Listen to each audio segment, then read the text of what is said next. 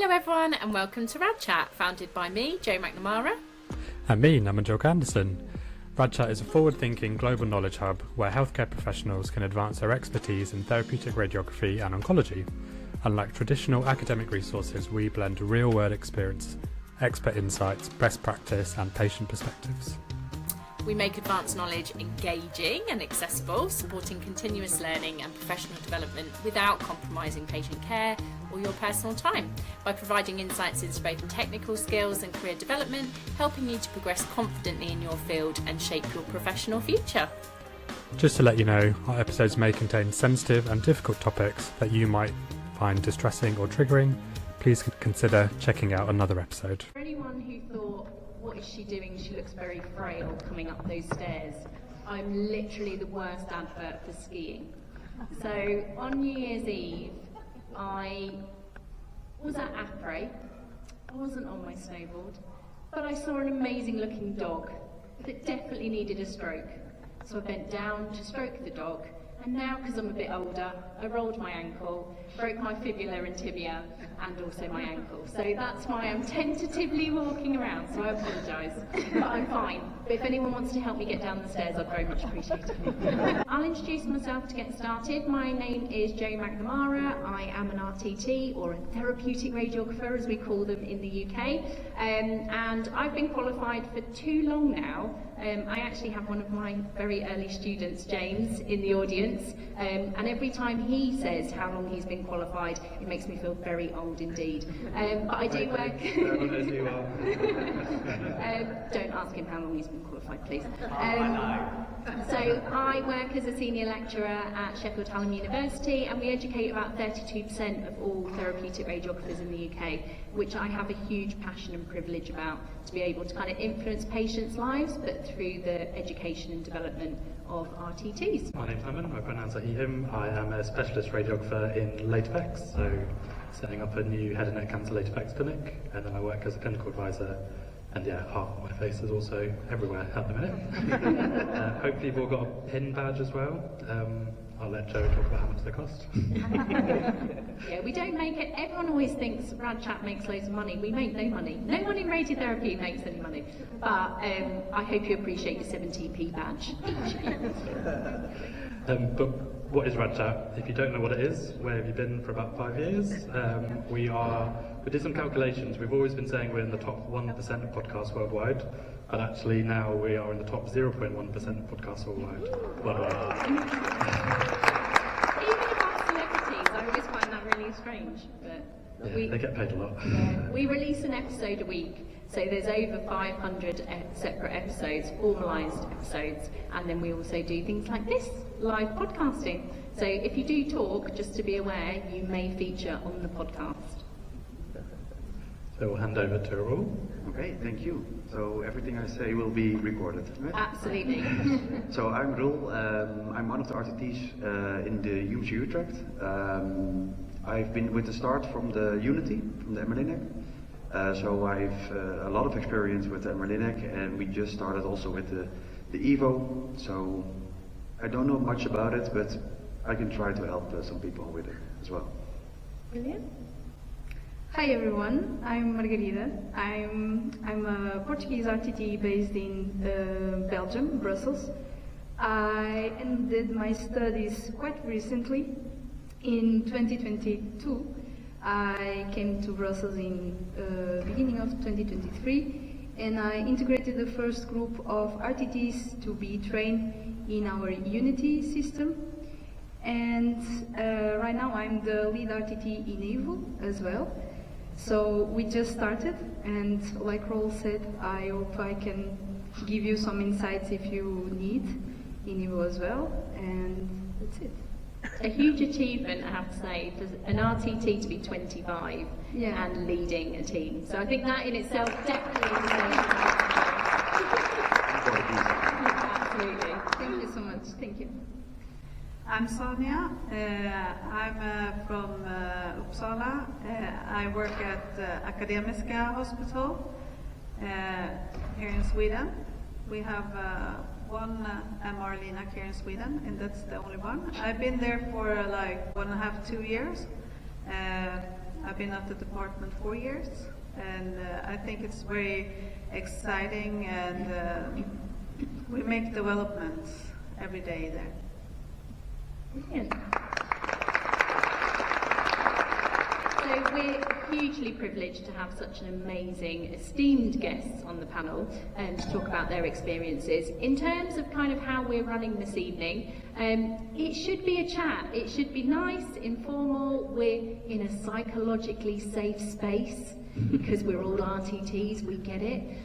So we want to make it as interactive as we possibly can do. So please do feel free to kind of contribute whenever you want to. It's absolutely fine. We are obviously recording, as I said previously, so this will be available to you should you not pay any attention and just want to drink wine.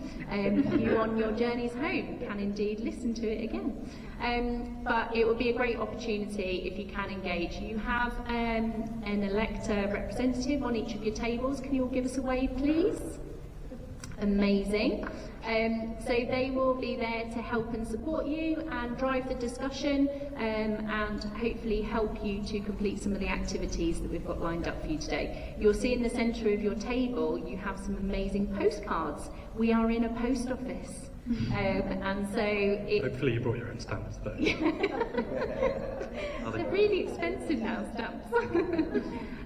So yes, hopefully you will be supported in kind of answering some of those questions and actually contributing to the podcast episode, which will be amazing from our perspective.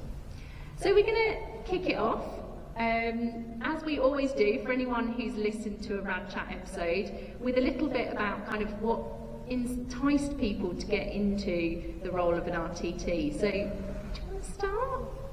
But why I get into an RTT role? Okay. So when I started, I started as a nurse, and it's 4 years of nurse teaching. And in the first year, it was too many at the bed, and I was a little bit more wanted to go to the technical side. So then I came to the radiotherapy technician part, and yeah, I've loved it ever since. To combine the technology with the patient, it's great. And then when we got to the Emmerlinek, when we got to Emmerlinek, it was nice that you could combine every knowledge you had to the patient. So that was it's gotten better ever from the start. And is it a role that kind of nurses aspire to do? Is it something that you actually knew about? Because in the UK, typically people fall into a career as therapeutic radiographers. I think it's getting more used to in the Netherlands, but I cannot speak for every other country, of course. But yeah, the radiation therapy, it's more normal for everybody knows somebody with the disease. So yeah, the radiotherapy it's like normal daily conversation now. So I think the radiotherapist is also a normal job now in the Netherlands. Brilliant, that's amazing. Margarita? Yes. We're basically the same person. So I come from a different reality from the reality that I know in Belgium. So in Portugal, nurses and technologists are completely separate. And from the start, when I ended my studies in the high school, I knew that I wanted to help people. I love to chat with people. I don't know. I love to get to know people, and by that, at the time I didn't know what I wanted.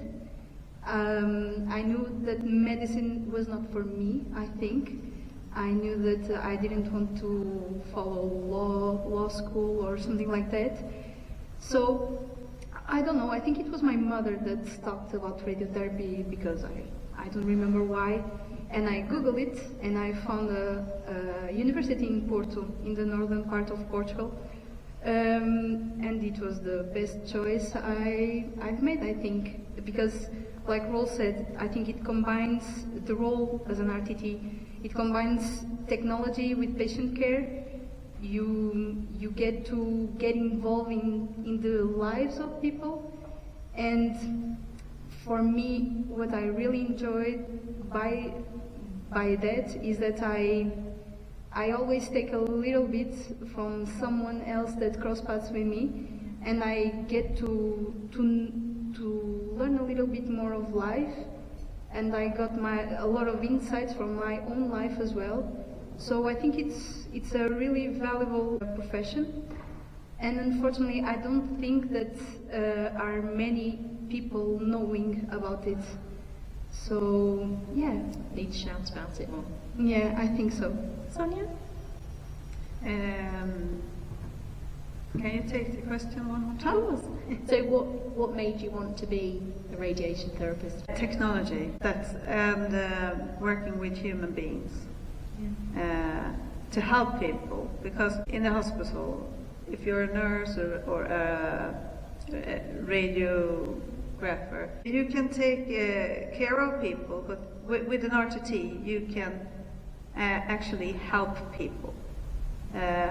I think that's the biggest thing. Technical things, people, and you can help them. So on techniques, Sonia, why adaptive? And did you have any barriers to implementing adaptive?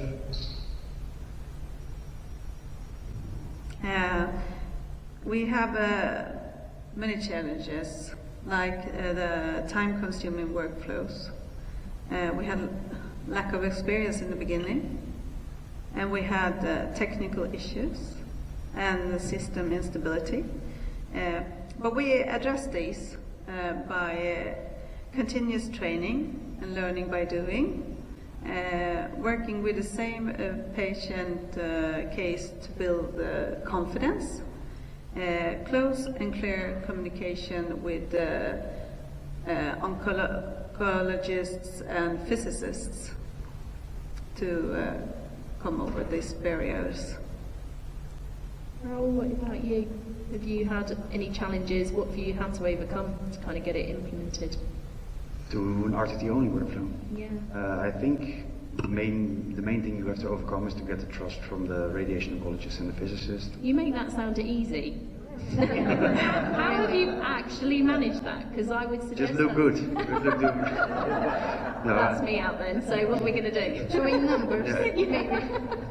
So it's also where do you start, right? So we are in the Netherlands. You already are a treatment planner, Okay. and we already did some delineation back then when we started. And if you already shown the radiation oncologist and the physicist, okay, we can create those plans, we can create those delineations.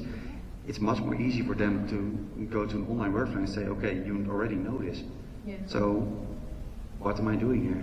So you basically had to almost prove your skills that they were then confident that you Yeah. could then deliver that. If you can prove them that you can do it, then sometimes we already done it and we call them and they had to do it, Yeah. but they were a little late. Well, we know how they are. So they are a little bit late, and then we already contoured everything, and they were like scrolling through it, and yeah, it's good. It's good. It's perfect. Yeah. So, and then that was the first time you see that, and then the second time, and the third time, and the fourth time, he's calling in. Did you have any problems? No problems. Okay, just continue. So it's no real barrier, just to get familiar with the system, and yeah, get a lot of talks with the radiation oncologist and the physicist to get their trust. Would you agree with that? I agree with that, but from my side, I think so. How can I put this? So You're being for recorded me, as well, so. yeah, for me, I learned those skills back in university. Yeah. So when I arrived at the Institut Bordeaux, they knew my kind of, I don't know, skills report. Yeah. And we just needed to say to the doctors, look, this is my background, so I think we can try to do this. At the time, there was some, I don't know, skepticism, but like I said, we just showed the numbers, like how quick we can be while performing well. And from that, me and my colleagues, we created a RTT-led workflow as we gain more clinical experience with Unity as well. And yeah, I think we just show them, yeah, it's perfect, you can continue, and they empowered us as well. Yeah. So as an RTT, I think we just need that little push in the beginning because the skills are already there. Yeah. I don't think we don't need to prove ourselves if the skills are there. We just need to train, it's true. We need to always focus on doing better, learn from the doctors, of course, learn from the physicists, and I don't know, develop our careers from that. We just need to be open and humble, and that's it. You make it sound so easy. No. And Sonia, what about the patient? What's the benefit to the patient? RTT-led adaptive radiotherapy has improved patient care by enabling more individualized day-to-day adaptive treatments and reducing margins and better sparing organs at risk. Do you enjoy speaking to the patients every day? Absolutely. Because they need the care. They need to know that you were there for the best for them. Would you agree, Margarita? Yes, I agree. They need to see a common face each day they come to the department. I think it's what separates us from the doctors. We are always there. Each day, I think... On time. Yeah, on time, exactly. Everyone's thinking it. I'm allowed to say it, I guess. Yeah, of course. Nobody needs to call us, I think, because we need to be there. Otherwise, we're going to have problems, I think. Yeah, but I think it's one of the most special things I get to have in my department is like, oh, it's you today again. Yes, it's me. Let's go. And I suppose because there is more time involved, do you feel like you get a better relationship with your patients because you have that time? Absolutely, yeah. I think it's that specific thing, like time, because in Unity normally we do SBRT, so the treatments are shorter. And I have a colleague that said to me in the beginning when we were like deciding who is going to integrate the first group of RTTs that is going to start Unity. Oh yeah, I prefer to be in the conventional ones because I get to have more time with the patient because 25, 20, 30 times. Yeah, it's true. But even in Unity, I think it's much longer treatments, of course. And I don't know, it's a different reality, it's true. But I think we get to involve ourselves with the patient as well. I don't think it's such a different reality. Yeah. Well, from your experience, when did it kind of hit home that we've nailed this, it's implemented? I think the first time we called the radiation oncologist and he said, do you have any problems? No problem. Okay, continue. And I think that was the first time we were like, okay, we have this now, and now we want to remove... You got that confidence as well. Yeah, we have that confidence, we want to remove them because we don't need them. They can stay in their office. They can stay in their office, and they see the patient for the first time, of course, and then they shift the patient to us. Yeah. And we see them, sometimes 5 times, sometimes 20 times, and they get familiar with RTTs, and I think to get to know the patient is one of the roles of the RTTs, one of the most important roles.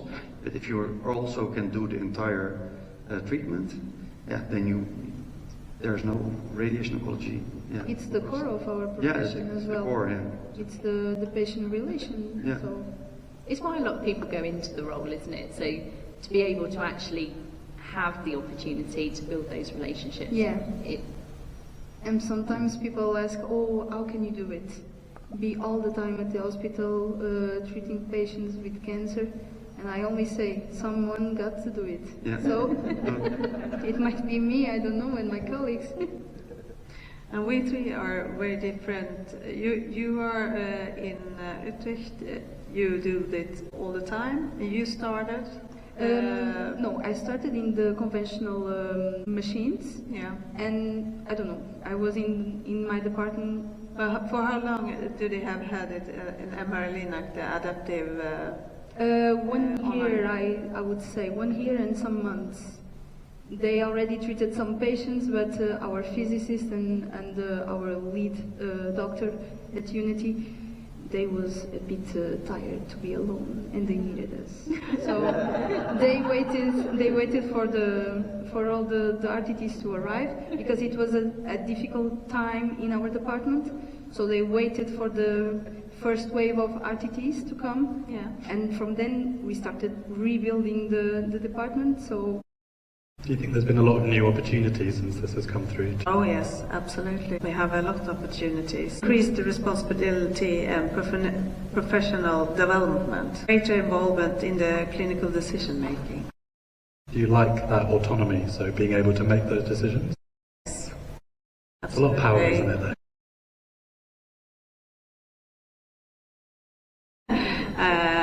I think to get something done, it's good that you can learn how to do it and then do it yourself.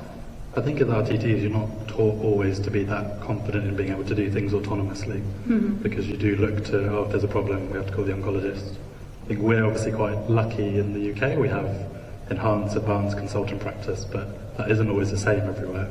But it still scares me, I think. Yeah. I don't know if that's the same for you both. Well, I think the main opportunity for us is to sit here on stage with a mic on Michael. So that is one of the opportunities it gave me. But I think the opportunities to be involved with decision making for new protocols and things like that. I think that's the biggest opportunity for us. I think that these kind of opportunities are really important for our visibility as an RTT as well, like I said, because not everyone sees us. Like normal people see nurses, doctors, physicists maybe, but the therapist part, they don't see it. Patients know. But do you introduce yourself? Because I often hear people say, "Hi, my name's Joe," and then that's it. But do you actually say, "I'm your radiation therapist," or "I'm your therapeutic radiographer"? Do you mean in the department? Yeah, when you start to meet people. I'll be honest. I think we lack. Yeah. We are lacking that in our department. And I was talking. I'm attending ESTRO, and we saw a presentation where the presenter was saying specifically that we just need to be better at our communication, and I think it's a really important part to say our name so that we put ourselves in the same level, if I may say, as the patient. Like we are a person like you, so my name is, like I know your name, you know mine. And I think in our department, normally we don't say our names. Yeah. I don't know why, I don't know if it's fear. We have fear if something goes wrong, that the person is going to, I don't know, file a lawsuit or something, and You they named will on the sheet, remember. though. They'll find you, whatever. Yeah, and they will remember the only name Yeah. they knew, even though it's not with us, or I don't know. But for me, I think it will be a nice thing to implement in my department, is to say, "Hello, my name is, and I'm going to treat you today." And you're the radiation therapist. Yes, yes, I think so. Yeah. In Portugal, I did one of my internships in a hospital in radiology, and I was obliged to say that. Yeah. We need to Yeah. make sure it's equitable. And I lost it, and it's unfortunate, but I feel like we should start a cult and everyone on the table has to Yeah. say it to each other. yeah. We also need the right name, because in this discussion I already heard about radiotherapy technician, radiographer, radio, something with radio at least. But Absolutely. Maybe a discussion for another day. yeah. Right, well, thank you very much. Let's give a huge round of applause for English, but how incredible that all of your English is absolutely amazing, so thank you. So, you're going to be served your starters. You do have some activity to do whilst you have your starter, and then we'll come back on stage and continue the next part. So enjoy. Thank you very much.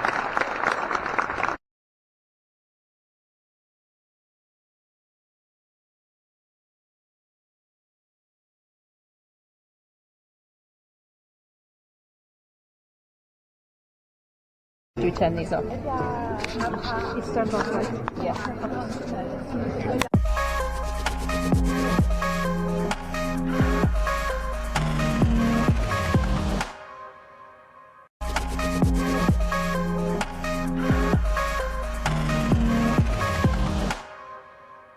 Right, okay, so we're going to kick off. Obviously you've done your postcards, which is absolutely brilliant. In true RTT style, you were all very detailed and controversial, so we love this, and we're going to utilise this to kind of form some of the discussion that we're going to have.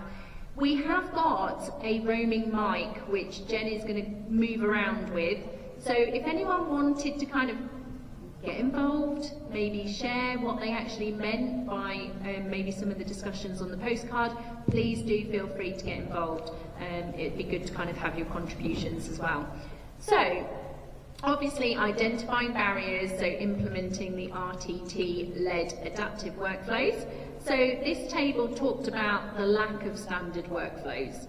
How do you actually go about kind of standardising things and specifically, I suppose, writing the protocols that you're going to utilise within your departments? Do you want to go? For us, it's a bit complicated and complex because we simply don't have the time, the protected time to do it. Okay. So sometimes it's, I don't know, on the knee, and we start writing them.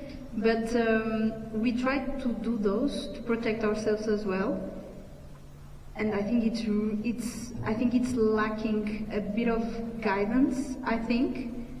But in your department, did you write those protocols? yeah, it's the RTT that. And was that specifically because you are passionate about it and thought, I'm going to lead on this? Does it need someone to drive it and lead it? So what we do in our department specifically is, so the ROs can do their protocols, the physicists do their protocols, and the RTTs do their protocols. I think we started, I don't know, maybe 2 years ago to have that culture to follow a protocol, because before they didn't do it, I think. So I think it's amazing to the new colleagues that come to the Unity team, for example, or to the EVO, or even to the department, so that they can learn how we do it. So yeah, I think it's important that is the person that is in the place, in the machine, that do it. Yeah. I think especially if you talk about a workflow, Yeah. I think it's also important to get with the team together, because sometimes a physician wants something, and we know as an RTT that won't work because we see the patient, maybe, yeah, it. And of course, the radiation oncologists and the physicists, sometimes they have like so many different opinions for every tumor site, and then we as an RTT has to, okay, we get this patient, then we do this, and then we do this, and then we do this, and then the next patient you do it completely different. Yeah. But sometimes we need to streamline it a little bit to say, okay, you have 3 options. What do you want to do? You can choose from one of the 3, but you cannot do the 3.5. 3.5 is not a thing. Then you have to say, yeah, you have to give them the opportunities for which workflow they want to choose, so as the RTT team can perform them. And I don't know if you feel that, but I feel each doctor wants to do Yeah. it their way. Yeah, of course. Yeah. One prefers some way, the other prefers another way, and you were like, yeah, with that doctor you need to contour the seminal vesicles in that way, otherwise it's going to be refused. Right. The other one, yeah, you can be a little more relaxed and it will do it the job. Guys, come on. Yeah, that's help. A little bit of help, a little bit of standardization. Yeah, it's really important to have those kind of things really squared out, because otherwise we'll be lost. We do a great job with our workflow. I have my colleague here, Tabassum. She is very great. Give us a wave. Go on. She always, when we do a new workflow, she do a new new protocols, and we work together with the physicists and the oncologists as well. So, Can I ask then? So we're a small group and work well together to get a good flow. So when you do the protocols, or your colleague does, how do you share that with other departments to make sure they don't have to start from the beginning? We are just one MR Linac, but if it's not the MR Linac, it will go out by email to all the persons on the department. Every time a new protocol is made, it's going out to all the staff. I think that's really nice, because in the UK you write business cases after business cases, new protocols, every department does something slightly different, and it's nice to hear that you do share the knowledge, because there's no point tripping up your colleagues when you're all trying to do the same thing. Mm-hmm. I don't know if that's a similar experience. Yeah, of course, and we try to help different centers. I think in the Netherlands there's a good collaboration, but as we said earlier, every oncologist and physicist has their own opinion, so they want to do it a little bit different. But in the Netherlands we come together once or a year or twice a year, just with the RTTs, like the Unity Day. So we want also nice. Yeah, so it's like get together with the RTTs, and then we collaborate a lot of different protocols and things, new developments and things like that. So that's a nice thing.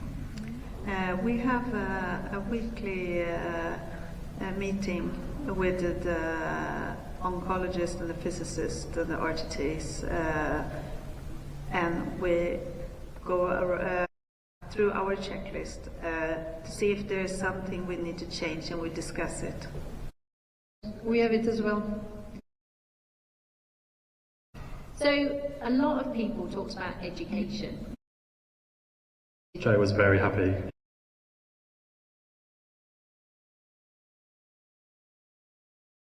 To contribute from an audience perspective, anyone want to kind of highlight maybe some of the education that they've received on adaptive or not? Oh, come on, guys. We have a plant though, James? Yeah. James is a plant. Will, I know you two.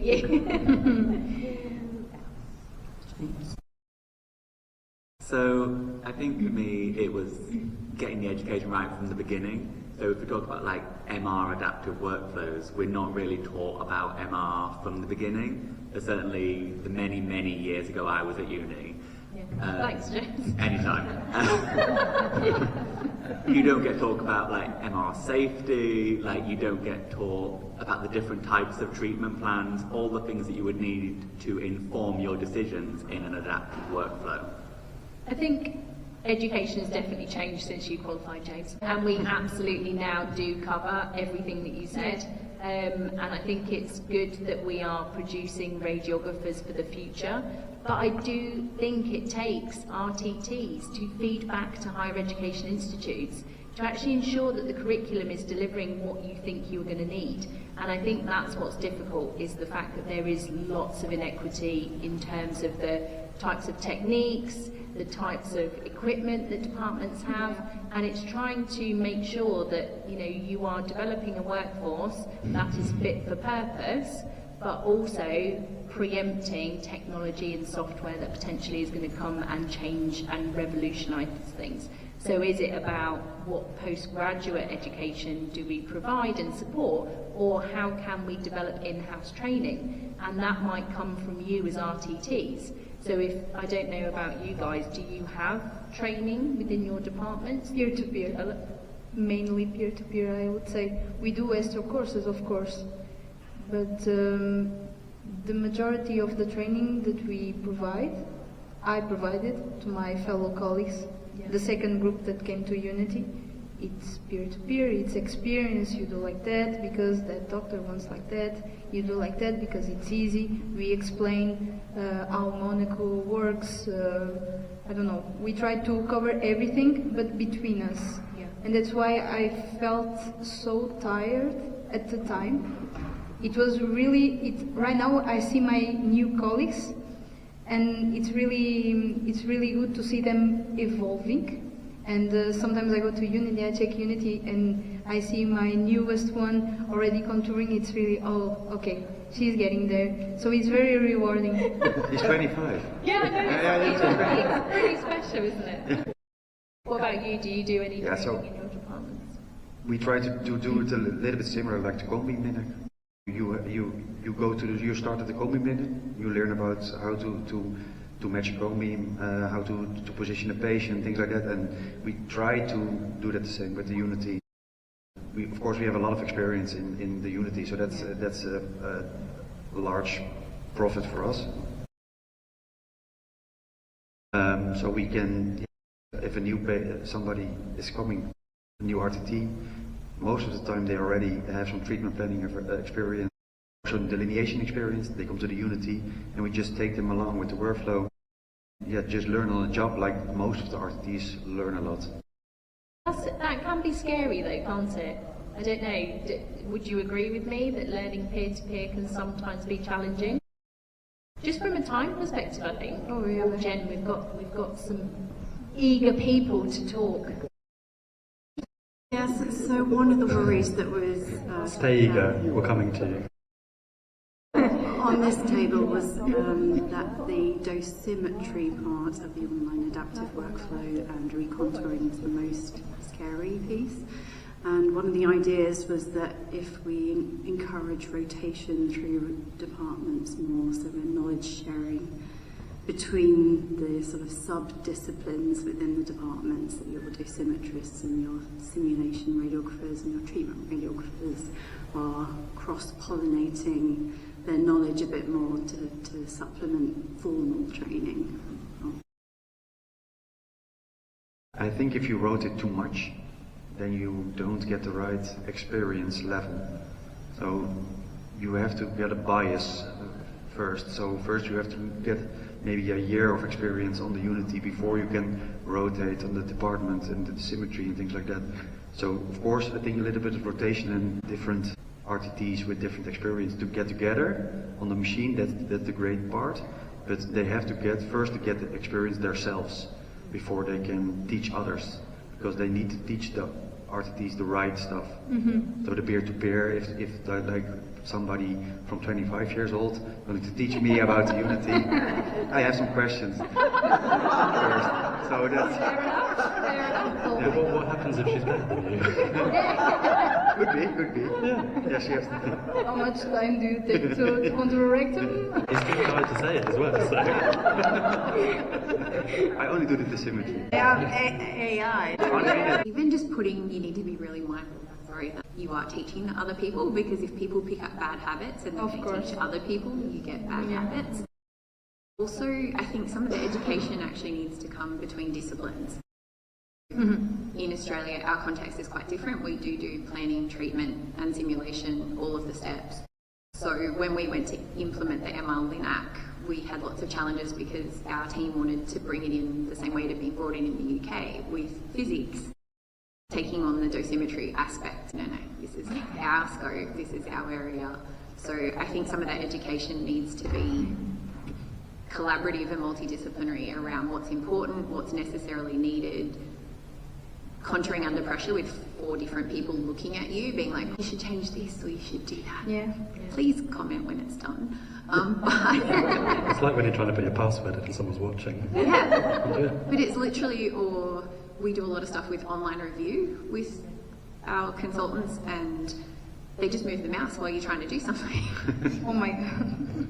So yeah, I think it's sharing what you know, but also being mindful that there are many different ways to do it, and making sure that you do have some sort of standard approach to things so that you make sure that the patient gets the best outcome. Yeah, of course. And something you said is really interesting, because we do in the UK teach dosimetry, all of the simulation pre-treatment and also treatment, but the confidence levels are very different, I would say. And I think it is about a little bit about that rotation. People may have exposure, but a lot of students will have probably 4, 5, maybe 6 weeks in pre-treatment. So it's maybe thinking about preceptorships, and that could then bring us on to, which is a really nice segue. I've not articulated it like that for any reason other than the fact you could say, do we need to specialise more? I reckon you still lose stuff when you specialise. I think we are strongest when you've got a whole team. Your lowest common denominator is up at the same level. So the more you can share that knowledge, the more familiar you are with anything. It doesn't then just become about MR Linac and online adaptive. That transfers to CR Linac adaptive. That the standard treatment, you could understand the concepts behind. Oh, well, if the bladder's not full enough today, do I need to get the patient off the bed, or is it okay for this fraction? And it's based on what we've done on the Unity, see that this is actually okay. So let's talk to the patient afterwards. We'll keep it calm and keep going. I think anything you can do to understand the whole concept of what we do is going to make everything better. Yeah. Did you have a question? I was going to. Yeah. I think there's arguments for both specialist and rotation.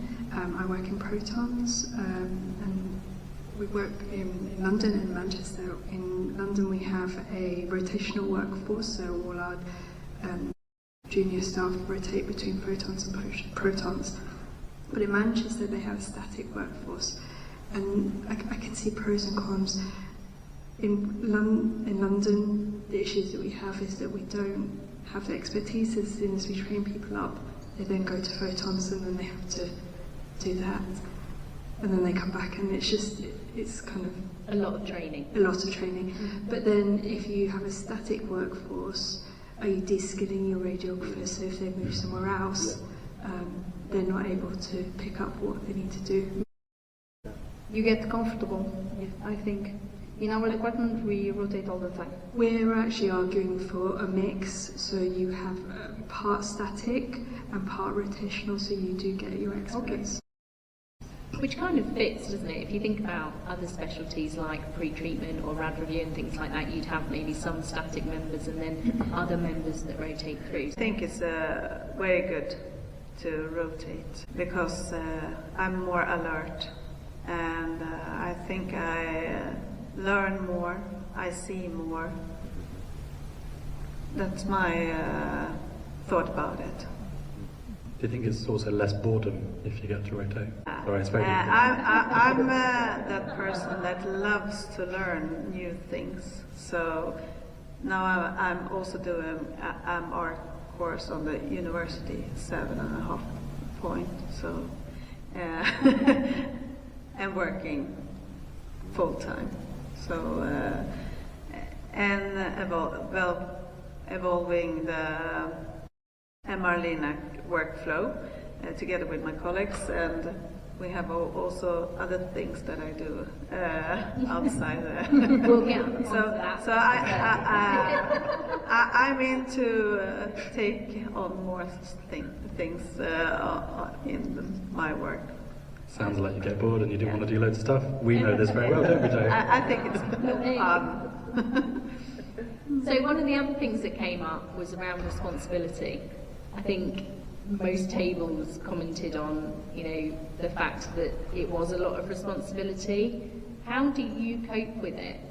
How have you developed your kind of confidence and competency over the years? Trying and get, I don't know. Just try. Yeah. Just try it. I think it's the main thing. Like for me, I started 3.5 years ago. I have in my head that, my experience, like here by his side is it's almost nothing, but I know that I need to try, I need to go through the right path so that I can be like Roll maybe and do contours in 1 minute. But yeah, but we're so competitive, I think RTT. No. We in Belgium, I think we look up to Utrecht.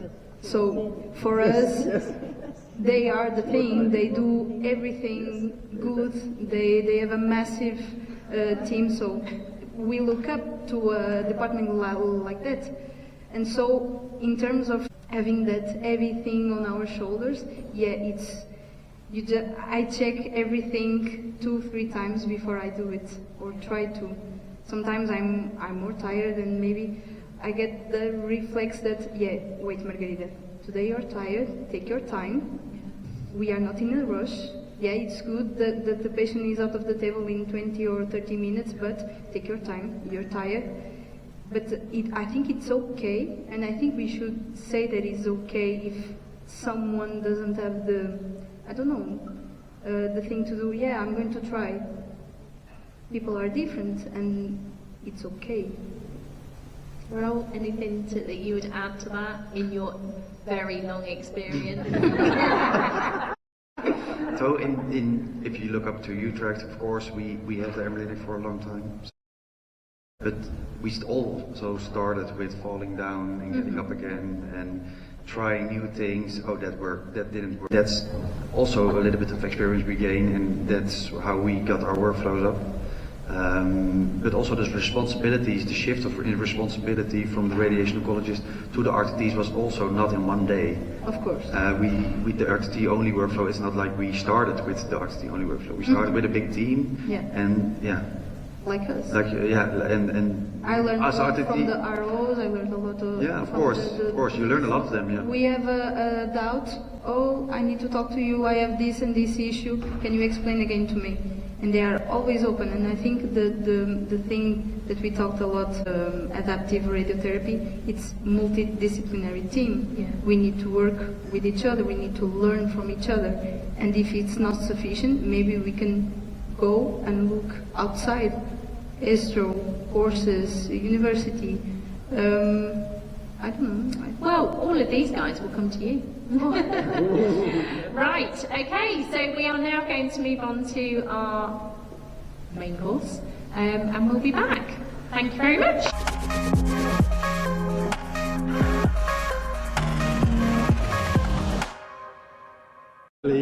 Everyone enjoyed their main course. I definitely did. It was very tasty. Really tasty. Good. I'm waiting for the competition to start between you two. You're very competitive at the table. Yeah, how quickly can I eat this before you can? We have established some amazing good news. What's happening in a month's time? I'm going to get married. We said what would be better at a wedding than a podcast. You will have plenty of amazing RTTs there, so... There you go then. Yeah. Active audience. Love it. Joe's happy because more people are doing her MSc now. Yeah. I've been trying to get her to do an MSc while she's sitting next to me. Poor girl. Right, okay, so we're moving on now to that how can you convince the skeptics? There's a few out there that don't necessarily have faith in us as RTTs. So I'm going to hand it over to you. What are you going to do with these skeptics? Sure. Did you have any? I think Margarita, I think. She is my biggest skeptic. But I think we didn't have that much skeptics, but I think you need to show them that you can do it consistently, fast. Well, not better maybe, but consistently over different patients, because radiation oncologists, they look at the patient and they delineate it, and if you show them to a different oncologist, they delineate something else. So as a radiotherapy technician, we all delineate most of the time the same thing, and we do it more consistently than the radiation oncologist. I think there are some studies showing that we are quite consistent. Yeah. I don't know if they compare that to the ROs, but between RTTs is known that we are quite consistent, so it's a good thing. There is research out there. I don't necessarily know whether it's on adaptive, but there's definitely research It's on adaptive. going around. There you go. I know. From the Did you do it? No. It wasn't in my department, so that's why I know. Yeah. Tonya, what about your... Yeah, but it's the same as Ro. I was just going to answer the same thing. I think with skeptics as well, it's also about health economics. Bit of a buzz term in the UK, so how can you prove that a service is worth it, especially for commissioning? I don't know if anyone in the room has heard of health economics. Have you put your hand up? Good. Yeah. A few people. The UK ones. It's like what we talk about at the minute, but it's important to show the value. Obviously the quality of life aspect comes in for patients, but how is it going to go in the business case? You know, it's a lot of money. How are we going to get that money back? That kind of thing. I don't know if that's ever come up in your department. And if it hasn't, what would it take for an RTT to become a decision maker so we do have a say in this? Everyone's looking at you. It's a different question. It's a different question. So, you mean like, what is the economical benefit of the RTTs doing the job? We are cheaper. That's why. She should run for politics. Yeah.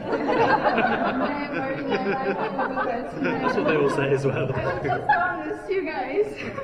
But if you are cheaper and you are faster, I don't see the... Why invest in doctors? Why invest in doctors? Because AI can do the job. You've admitted about AI now from it. AI can do the job of the doctors, I think, and we need to see the patient. So if the patient tells what's up, AI knows exactly which program the patient needs to follow.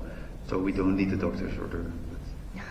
Don't know any doctors here. No, we're in a it's a safe space. So. If not, we're not going to ESTRO next year. James Ross came round and said, oh, you know, it'd be great, wouldn't it, with the radiation oncologists and RTTs coming together. I was like, it'd be interesting. Yeah. They might listen to the podcast recording later. We'll see. Has anyone got any experience around health and economics in terms of kind of how you deal with those situations? Good old Will. You've got to introduce yourself and say who you are and where you're from. I think that's fair for the rest of the RTTs in the room. Hello, I'm Will. Hi, Will. You have to say, oh, I'm an RTT. I'm an RTT, and I tell every patient. I'm a consultant therapeutic radiographer specialising in prostate treatment. So, I've forgotten the question. Health economics. So, what I found is, so I'm in a consultant role, so I don't do treatment, but when my divisional managements, so above the radiation oncologists, when they found out that RTTs could do these things, they absolutely loved it. And they're like, we want more, we hang on. And it is, and it comes down to we are cheaper. We don't tend to leave, we tend to stay in jobs, we tend to be more consistent, we're protocolized, so they love it. And they once they got wind of this, they were actually keen to expand, can we have more of these? Exploit, is that the word? But I mean, it's good for us, and I mean, there's issues around, how we're paid, how they're paid, but we get to do these things. What about your psychological safety as an RTT, making all these decisions? I find that really tough. It's heavy on my shoulders. That whole imposter syndrome thing. I mean, I'm a big fan of imposter syndrome. I saw something on social media saying we can't all have imposter syndrome. Some of us must just be, fill in your own word. But, some of us must be crap. And I think that's useful because we shouldn't lose that fear that these are such important decisions we're making and we've got people's lives in our hands, literally. So, I think it's important we retain that. And I don't shy away from it, but it does, it's, when you are making these decisions repeatedly, it does, hangs heavy on you, definitely. I think there was someone on this table. You've now put your hand down though, and back up again. Hey, my name is Pune. I'm RTT in Akademiska.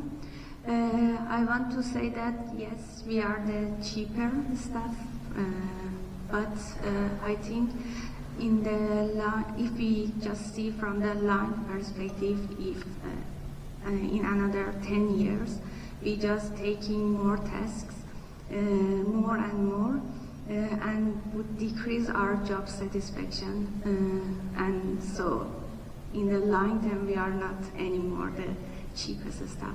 But I think it's really wise now just not taking more tasks without demanding the more compensation.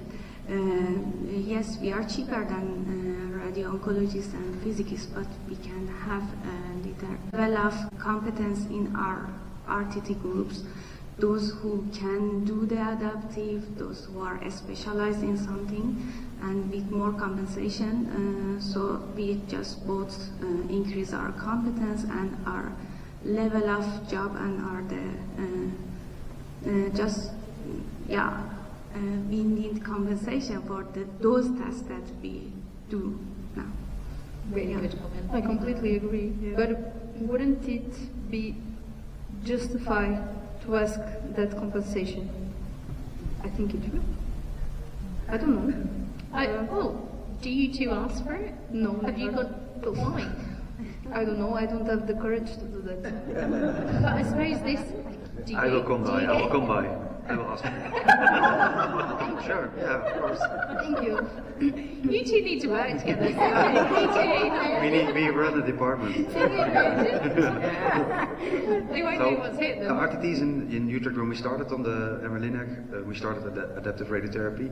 I think in 1 year or so, the salary for all the RTTs went up. Right. Because the roles changed. And I think in the Netherlands there are some Dutch people around there.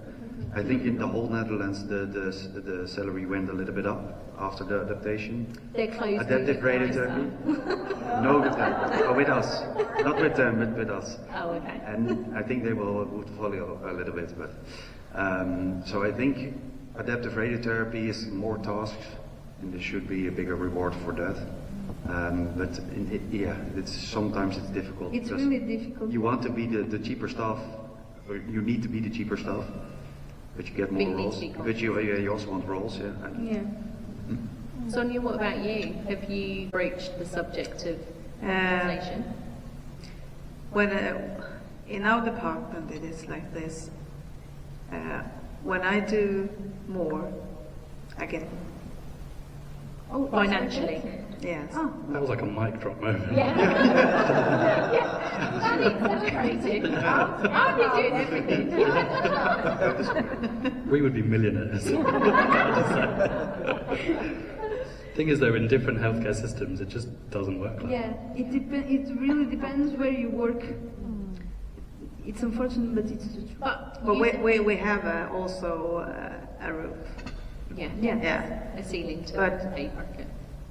All in the department get a percent, but those who do more get more. Okay. A different reality. Yeah. But I do think as well, something that you said was like, I wouldn't have the confidence to ask. No, never. And I do wonder whether that's something that we need to instill in our RTTs in terms of if we're taking on specialist roles or we're advancing our scope of practice. Is that a conversation that we should all be having? And I totally understand there's lots of different healthcare systems and it's maybe I'm making it sound simplistic, but you haven't even thought about that conversation. How can I do it? I'll teach you later. We'll do some teaching, some coaching. On the master's module. You have to pay for But this. it's true. I can dream about it, but I don't have the courage to do it, and I'm all about it. And I don't know, has anyone ever, in the audience, ever broached around kind of increasing their pay as a consequence of maybe their advancing roles or scope of practice? Who's the best dressed? Look at them. Oh, brilliant. Hi. How did you do it? How did you do it? So my name is Jeannie. I'm from Singapore. So I'm an advanced practice radiation therapist. So, we're just talking about health economics and advanced practice. So when you bring your profession to an elevated level, the next thing, we're being practical. Yeah. Money. So we'll try to convince, especially the government, looking at us, stage registration, and then putting all our scope of practice to an elevated level. And of course, it comes with education, master's, PhD. And of course, when you elevate the RTTs to a level that you can do a role expansion to be as good as maybe a RO, we're looking at contouring over here, also able to make decision for the treatment. So in that sense, you're paying a cheaper scale of income, but you're getting a good standard of quality. So I guess this is a good way of how we convey to the government, to help us. And is that through your professional body? We are trying to go through the institution, and then now we are putting it on the government level. So we always start small, but it's a good thing that we are slowly influencing other institutions in Singapore that looking at advanced practice. So we started it in National Cancer Center.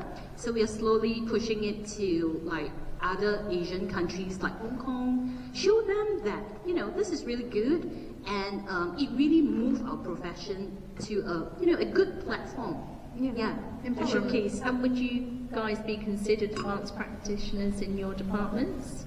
Not or does yet. that not exist? I don't think that really exists. Okay. But I think it needs to exist. I think it's an hot topic this year in ESTRO. Advanced practitioner. Yes, I think it needs to exist. But I do not consider myself one at this stage. I think people would think differently then. So it's definitely interesting to have. I don't think so. I think in my department we can still evolve. So no, I'm not there yet. But I think everything needs to evolve all the time, and in a long run, in the future, it will evolve all the time. But you have to see where you're now, and in our eyes, you have come a bit further. Yeah. Well, I know you talked about subject of money. So it wasn't money, but just before, we are in a very strong position. Nobody can do what we do. Nobody can push the buttons. Nobody, we have skills that other people don't have. So I think we're in a strong position. We're a small profession. But when I was about to take over my current role, I happened to speak to a consultant nurse who said, you are in a really strong position now because they need you. They've planned for you to do this role. They've got a long waiting list. And so I didn't ask for more money, but I asked for terms and conditions. I want that and that to be done before I start. Oh, I'm intrigued, Will. What did you ask Well, it for? was simple things. The divisional managers don't care that you haven't got a clinic room. They don't care that you haven't got the nursing support on your clinic day and stuff like that. And so I refused to start my job. I said I won't start until you've done all those things. And amazingly, all these things that were impossible suddenly happened. So, Are you learning from this? Yeah. No, it's really, really useful, I think, for other people in the room as well who are maybe thinking about, even if it's outside of adaptive, thinking, how can I support my role development? Yes. And I think, but it's particularly those moments where they need you. Once you're in the post and you're doing it, they couldn't care less. Yeah. So you have to put your moment. What can industry do to help? Anyone wants to finish us off?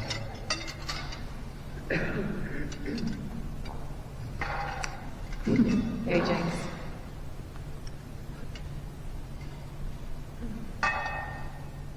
So one of the things we were discussing a lot on our table was about still on education and how industry can support that. So like for the radiographers and RTTs who've been working longer and missed all the amazing education you give the students now, like upskilling them and like working with clinical partners, so experienced hospitals, to provide study days, training opportunities, because one of the things we're saying here is some countries don't have a lot of opportunities for postgraduate training and study. So if industry can create study days, courses, working with clinical experts, ways to upskill people and give them real training rather than just peer-to-peer, which has its place but needs to be supplemented by more formalised training. Yeah. And I do think there is scope potentially for industry to work better with higher education institutes. So yes, not necessarily kind of charging the same amount as you would maybe do for a MSc module, but whether there's some scope to do CPD activities. Jen, we can discuss that later. Of course we can. Can I comment on that? Of course. Because I think the industry, of course, has to have a role in this teaching the RTTs, but do you get the space and the room for the leading of the departments as well? Because you also have to work and you also have to treat patients. So is there time for you to get in a real education with all the RTTs who wants to learn? Because that is a hard part in our department. A lot of RTTs want to learn, but there's no opportunity because we just need, you need to be productive to have production. Yeah, you need to be there as well. So as a couple of RTTs already go to the ESTRO, things fall apart back home, right? So sometimes it's not only the vendors who has to help, but also the department itself.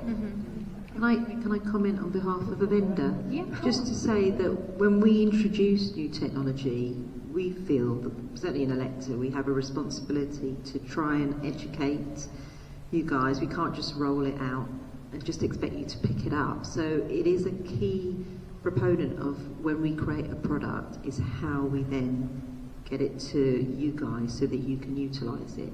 So it's all part of how we create the product as well as how we deliver it to you. So the training is important to us. You may not feel like that maybe, but that is part of our intention. But to your point, Roel, we create training that then we hope gets disseminated through the department. So we will train a cohort, but you can't train everybody, and then it sort of changes. So something to bear in mind. And you guys are the lucky ones. You're here at ESTRO. When I was an RTT, not everybody gets to go to ESTRO. Yeah, and I think that's something else. You're very privileged. Yes, we are, I think, and encouraging your peers to get to go and experience this, I think, is really important. So, yeah, but we do think about it. Thank you. Right, so I think we're over for this segment and we're about to enter in dessert. Thank you very much. Well, you can use this episode as part of our free continual professional development, accredited content, which offers flexible learning that fits your busy schedule. Just check out the show notes for the reflective questions, links to literature and resources, and link to the completed form to receive your accredited certificate. Stay up to date with the latest radiotherapy and oncology advancements by liking and following us on social media and hitting subscribe wherever you get your podcasts. Please do join our supportive community designed by professionals who understand the unique challenges of working within radiotherapy and oncology. Follow us across all of our social media channels and make sure to check out our website www.radchat.co.uk. Together we're actively working to improve our profession and make a lasting positive impact on cancer care. It goes without saying that we can't achieve this alone. It takes all of us working together to create real change. That's why we value every voice and every contribution. We ask that you listen and learn and spread the word, share your story with us and connect with us. And if you have liked this content, why not buy us a coffee? Go to our website and drop us some love. Thank you all for listening and take care.